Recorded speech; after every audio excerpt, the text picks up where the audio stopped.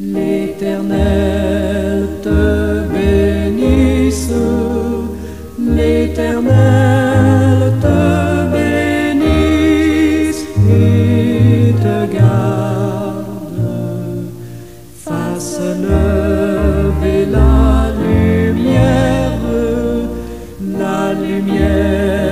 de sa face sur toi, use de grâce envers toi et te donne la paix, et te donne la paix.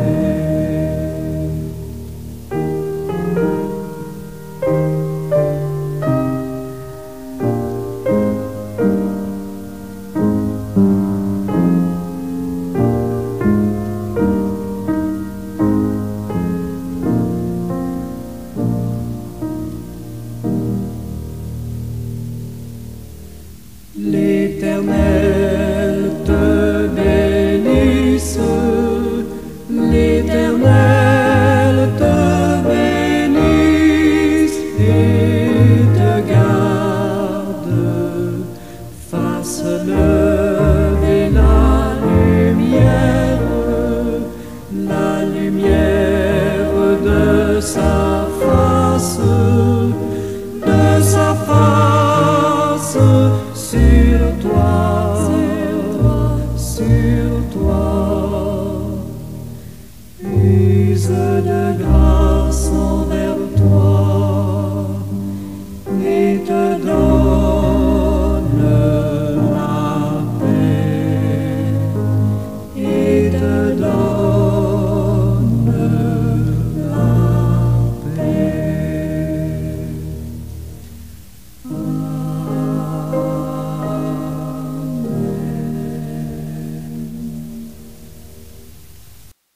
Seigneur Jésus, Père éternel, Dieu trois fois saint, ma prière ce matin, c'est d'augmenter ma foi en toi, en ton sacrifice, en ton amour, en ta grâce, et d'augmenter la foi de tous les élus de par le monde. Papa, fais-nous cette grâce, visite-nous, ô Dieu, visite-nous, que nous ne soyons plus des hommes et des femmes de peu de foi, mais des croyants, des fidèles servantes et serviteurs, ayant une foi inébranlable en toi, dans le sacrifice de Jésus-Christ, le Sauveur du monde. Merci Seigneur, merci de nous faire cette grâce, cette autre grâce. Oui, souvent nous nous comportons en rebelles, Seigneur, tu nous parles, mais nous refusons d'entendre ta voix, nous refusons de cheminer sur les brisées de Jésus-Christ, le Sauveur du monde. Nous préférons faire à notre tête. Pardonne-nous, pardonne-nous, Seigneur. N'entre pas en jugement avec nous, Seigneur. Fais-nous la grâce de nous visiter une autre fois, Seigneur. Merci. Merci pour tout ce que tu as déjà fait dans la vie de chacun de nous. Merci pour ce que tu es en train de faire présentement dans la vie de chacun fidèle, de chaque croyant, de chaque croyante. Merci Seigneur. Merci pour toutes tes grâces, pour tes riches bénédictions. Merci pour notre salut qui est assuré en Jésus. Merci parce que tu nous le donnes en lui. Merci Père. Béni soit ton nom, à toujours et à perpétuité. Amen.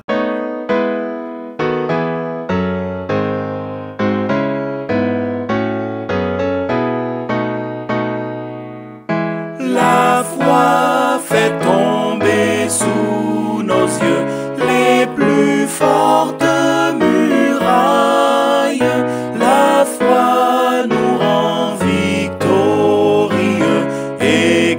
gagne les batailles. La foi nous ouvre les trésors de la toute-puissance. Les plus faibles deviennent forts sous sa sainte influence. Couverts de ce saint bouclier, nous n'avons nulle crainte. Qui sait en Dieu se confier, du mal brave l'atteinte. Que n'ont pas souffert les héros dont nous suivons la trace. Que de dangers, que de travaux, mais quelle sainte audace. Que leur victoire et leur combat enflamment notre zèle. Croyons et courons sur leurs pas, notre chef nous appelle. Qui croit en lui peut résister au plus terrible orage. Le Seigneur le fait aborder à l'éternel rivage.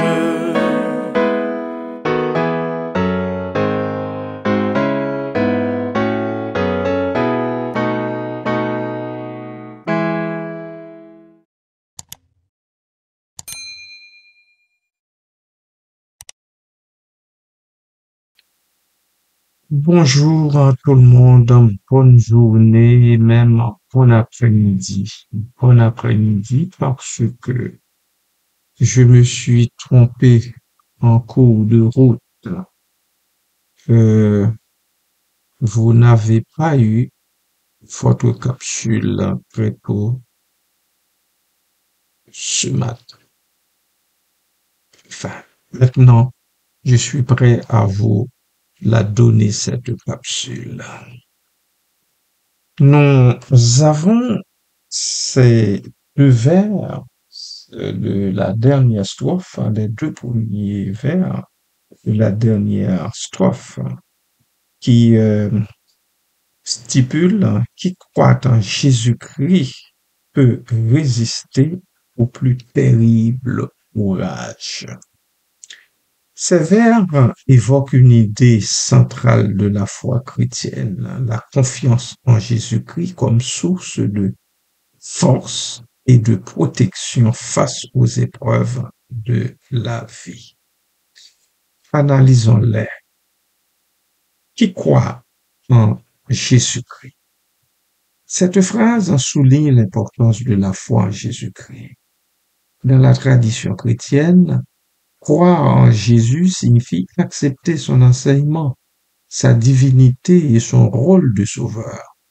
Cette foi est considérée comme un pilier spirituel qui donne sens et direction à la vie du croyant.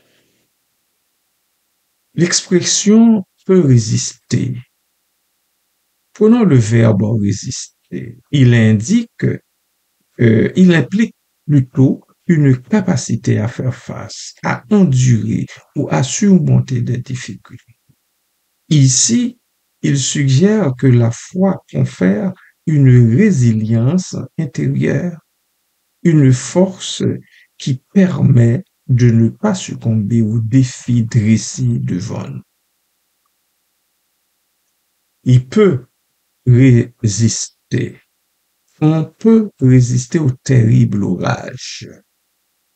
L'orage, encore une fois, est une métaphore fréquemment utilisée pour représenter les épreuves, les souffrances ou les moments de crise dans la vie. La plus terrible ou bien le plus terrible orage évoque une situation extrême, une tempête émotionnelle, spirituelle ou physique qui semble insurmontable. Mais celui ou celle qui croit en Jésus ne succombera pas il ou elle peut résister.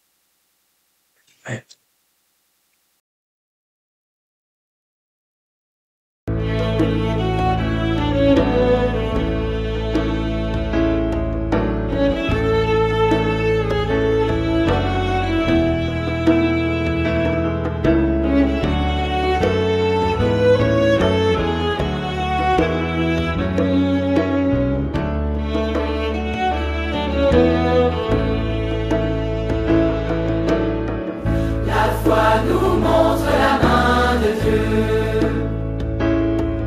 agissant dans sa création merveilleuse et dans sa fidélité pour ceux qui vivent, non par la vue mais par la foi. Nos pères ont parcouru la terre dans la foi en sa puissance et ses promesses. Ils attendaient la sainte cité de Dieu, règne de justice et de paix. Nous vivrons dans la puissance de sa promesse et nos yeux fixés sur lui, notre couronne, jusqu'à la fin de la course et des travaux, non par la vue mais par la foi. Et les prophètes par la foi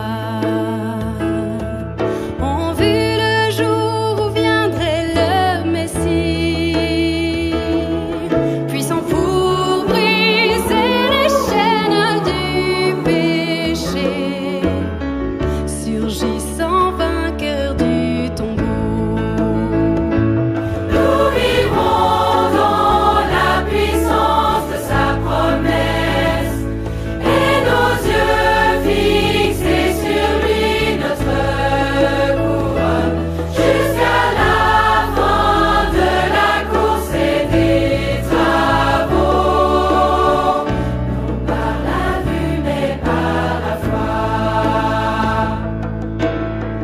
Dans la puissance de l'Esprit, l'Église doit proclamer sur la terre que tout captif est délivré par Dieu. Bonne nouvelle par la foi. Nous vivrons dans la puissance de sa promesse et nos yeux fixés sur lui, notre couronne, jusqu'à la fin de la course et des travaux, non par la vue mais par la foi. La foi déplace nos montagnes pour ceux qui font appel à Jésus-Christ. La puissance de l'Évangile triomphera. Tout est possible à celui qui croit. Nous vivrons dans la puissance de sa promesse et nos yeux fixés sur lui, notre couronne, jusqu'à la fin de la course et des travaux, non par la vue mais par la foi. Non par la vue mais par la foi. Non par la vue mais par la foi.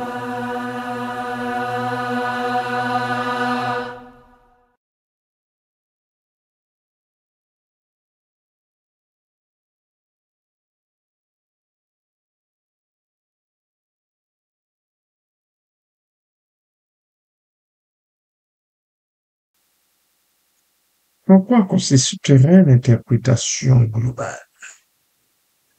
Globalement, Ces vers expriment l'idée que la foi en Jésus-Christ offre une force surnaturelle pour affronter les épreuves les plus difficiles. L'image de l'orage symbolise les moments de doute, de peur ou de désespoir, mais la foi est présentée comme un bouclier qui permet de tenir ferme malgré tout. Cela reflète une croyance profondément ancrée dans le christianisme, celle que Dieu, à travers Jésus, est un refuge et une source de paix, même dans les situations les plus tumultueuses. Alors, vous qui souffrez des menaces terrifiantes de vos ennemis, n'ayez pas tellement peur, restez calme. Dieu, votre refuge à travers Jésus-Christ, peut faire en sorte que vous expérimentiez sa paix. Il le fera à cause de sa promesse à Abraham, drapé en son Fils Jésus, le Sauveur du monde. Cette idée trouve ses racines dans plusieurs passages de la Bible. Par exemple, dans l'évangile de Matthieu, chapitre 7, versets 24 à 27, Jésus compare celui qui écoute ses paroles et les met en pratique à un homme qui bâtit sa maison sur le roc. Quand la tempête arrive, la maison reste debout même si elle est secouée, même si elle est battue par les vents de toutes les sortes. De même, dans le psaume 46, Dieu est décrit comme un refuge et une force, un secours toujours présent dans la détresse. En résumé, bien-aimé de Dieu, ces vers illustrent la conviction que la foi en Jésus-Christ apporte une assurance et une force intérieure qui permettent de traverser les épreuves les plus redoutables sans être vaincu. Amen. Oui. Amen. Nous ne sommes pas là pour être vaincus, mais pour sortir vainqueurs de tous les combats, de toutes les luttes, de toutes les batailles. Restez bénis, peuple de Dieu, en Jésus-Christ. Amen.